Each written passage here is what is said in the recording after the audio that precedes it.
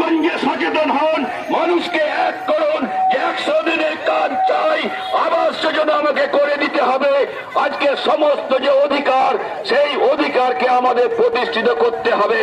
কারণ আজকে মানুষকে ভয়ের মধ্যে চমকে ধমকে তা ঘরে ঢুকিয়ে দেওয়ার চেষ্টা করা হচ্ছে। সেই জন্য আমরা এলাকার মানুষের কাছে আবেদন জানাবো, আমরা শান্তিপূর্ণ ভাবে এখানে ডেপুটেশন দিতে এসেছি। আমরা সেই মতো ভাবে সংযত থাকবেন এবং আপনাদের কথা একটা মনে রাখতে হবে। আজকে শুধু পঞ্চায়েত নাকি আমরা মনে করি না, সবাই কংগ্রেস না। এমনও দেখা যাবে পুলিশের ঘরের ছেলে মেয়েরাও এই 26,000-এর কোটায় আছে। কিন্তু আমাকে দেখাতে হবে যে যেমন নতুন মুসলমান হলে বেশি বেশি গরু খায়,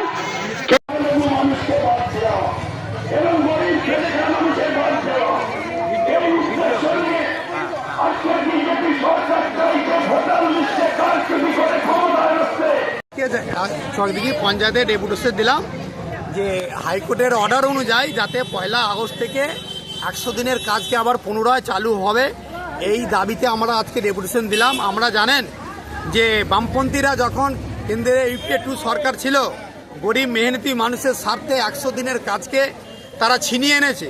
সেই সময় তারা চাইলে ভালো ভালো মন্ত্রিত্ব পদ দিতে পারত, লালবাতি গাড়ি চেপে ঘুরে বেড়াতো। কিন্তু আমরা এই শ্রমজীবী মেহনতি মানুষের কথা ভেবে যারাদের একমাত্র সম্বল তাদের শ্রমটা বিক্রি করে আজকে কৃষিতে হচ্ছে বিকল্প 100 দিনের কাজ আমাদেরকে দিতে হবে। লক্ষ্মী ভান্ডার আমরা চাইনি,